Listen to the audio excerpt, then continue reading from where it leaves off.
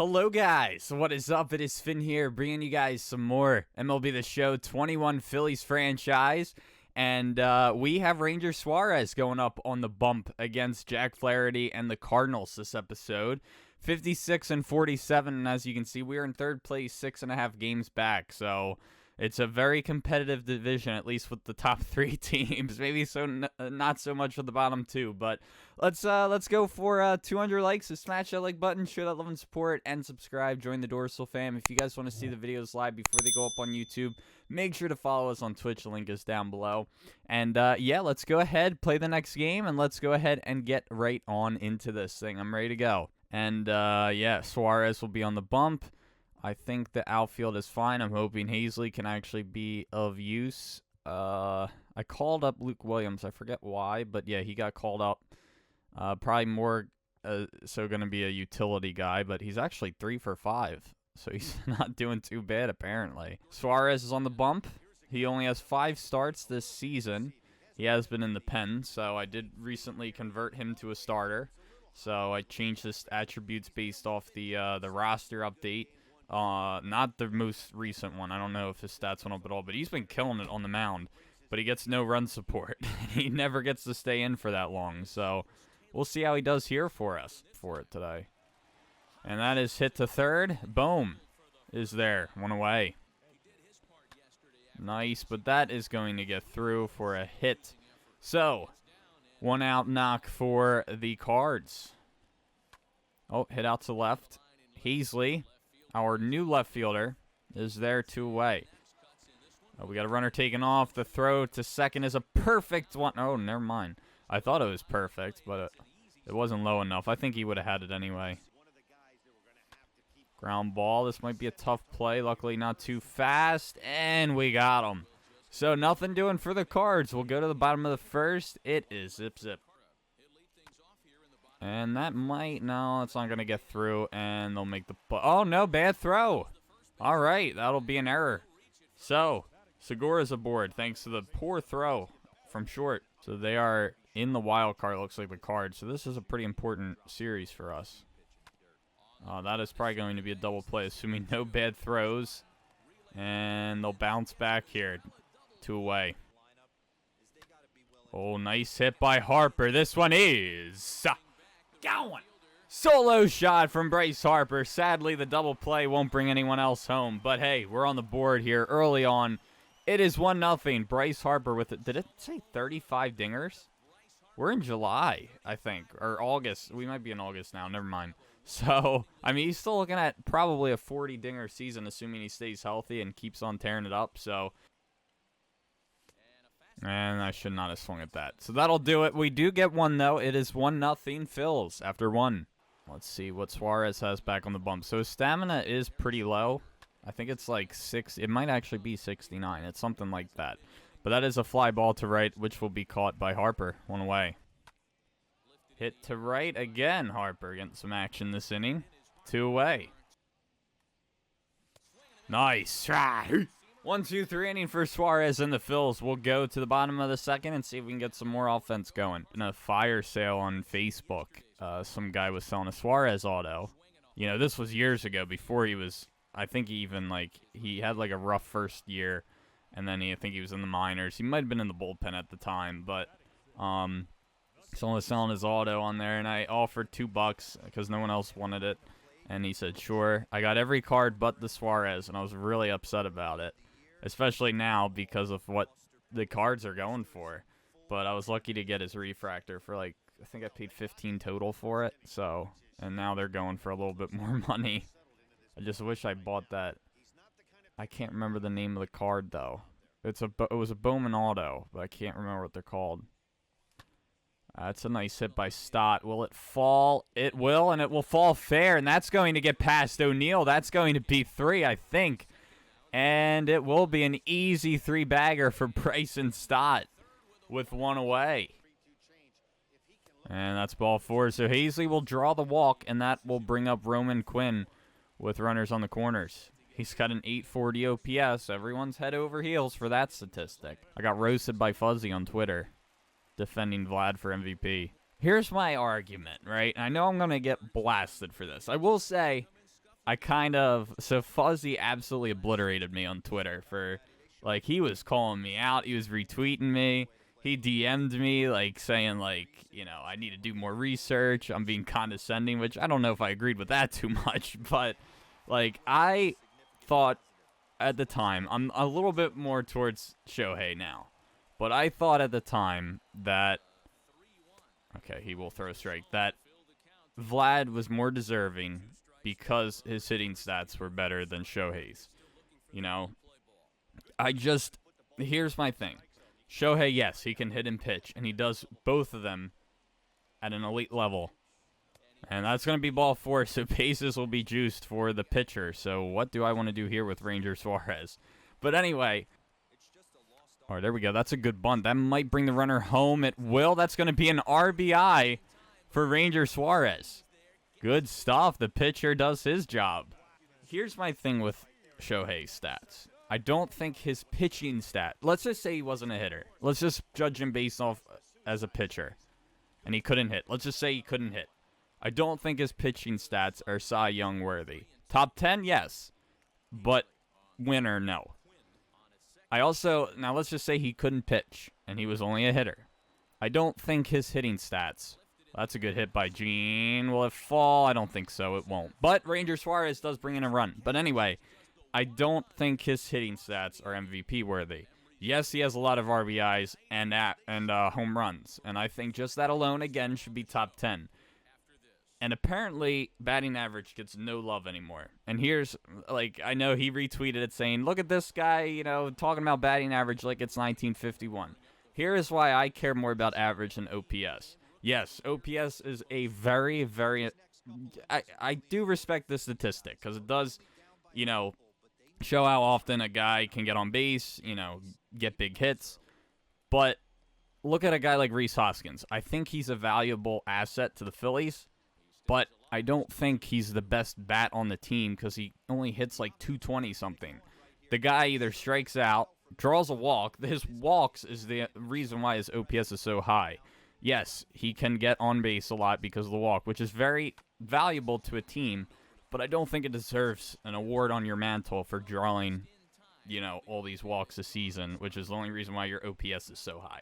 That is why I don't look at OPS that much on a player, because I don't think it really shows how much they can hit. That's why I like average more than OPS, because an average actually shows how well a player can hit and drive in runs. OPS can kind of show that, but it more so shows, I think it's on base and slugging, if I remember correctly. It's like both of them combined. So that's my thing. And I think it's going to be incredibly sad if Vlad wins Triple Crown and doesn't win MVP. But I also see the argument for Shohei being that he can hit and pitch, and no one else other than who? Michael Lorenzen can do both, and he is nowhere near Shohei Ohtani, his level. So I do understand the argument to be made on both sides, and I have been more so towards Shohei. But if he was not a two-way player, I don't think he would be in the discussion at all. So if he was just one or the other, even if he was just a hitter, I don't think he would be in the discussion. I think he'd be top 10. I think he would definitely finish with votes, but I don't think he would be the winner at all. I think it would be Vlad by a landslide. But I can understand, he is valuable to the team because he can hit and pitch. And I think I was a little ignorant to that, that side of things. But I think with his pitching stats added in, they are. And same for his pitching stats not being Cy Young worthy. With his hitting stats put in, again, that's MVP. Not Cy Young, but you know what I mean. So, but I was more upset with the MVP or with the batting average. Yes, I care more about average than OPS, at least for winning MVP. And that's going to be a line out, by the way, from Boom. All right, so my computer absolutely wet the bed, and I apologize for whatever I was talking about getting all of a sudden cut off. So I don't even know when I started talking about that whole Shohei and Vlad thing. But yes, so top of the fifth, I think I just checked the recording. It started to bug out like at the bottom of the third, I think. So hopefully it didn't happen sooner and I just didn't see it. But we're at the top of the fifth. Nothing happened, luckily. So I'm glad it's not like all of a sudden 2-2. Oh, let me turn off the audio that I hear from the game so there's no echo. You guys probably do not want that. So yes, I do apologize for that, but thank you for sticking around if you're still here and don't mind that all of a sudden break that we had. But yes, I don't remember what got cut off, but to try to summarize everything, like, I do think OPS, I don't know, what I was talking about was how Shohei was, I got in this whole thing with Shohei being, I kind of felt Vlad was more MVP worthy than Shohei, but now I think of it, the fact that Shohei can do both is great, but my argument was, or the reason being that I wasn't exactly for Shohei is because I didn't think his hitting stats were MVP worthy, and I didn't think his pitching stats were Cy Young worthy. I think both are top 10 worthy for those respected, awards, but I didn't think that them alone were worth it. MVP worthy alone. So, but I just thought, it would be disappointing to see Vlad win the Triple Crown, which is a very hard award to win, and not win MVP. Like, has that ever happened before where a guy wins Triple Crown and doesn't win it? So I think if he does win it, I think he still should get MVP. But I don't know. It's tough. It really is tough. I don't think Shohei should be as in the lead as I think he is.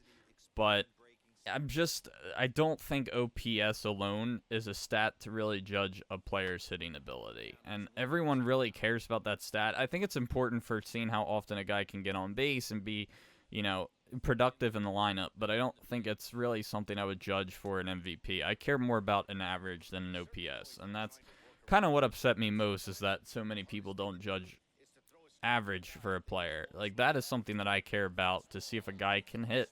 Like, Rhys Hoskins has like an 850 or 840 something OPS, but his average is like 220. Like, I don't even think he's hitting his weight. So that was my biggest. Oh, that was ball 4 to the pitcher. But at least he got a good at bat. But like, I wouldn't throw him, even with the amount of times he gets on base, the amount of homers and RBIs he has. I wouldn't put him in top 10 for MVP. Absolutely not, because he's not the best hitter in the league. He's nowhere near it. He's either a home run, a walk, or a strikeout guy, pretty much. Maybe an extra base hit, but he doesn't get your base hits. He's not a guy I would want leading off like Gabe Kapler had. But I can understand why now that he did that, because of the amount of times he got walked.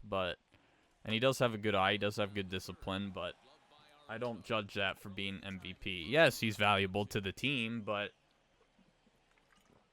he's not necessarily always the guy I would want to have up to drive in runs, even though he does have a lot of RBIs. He does also strike out a lot, so.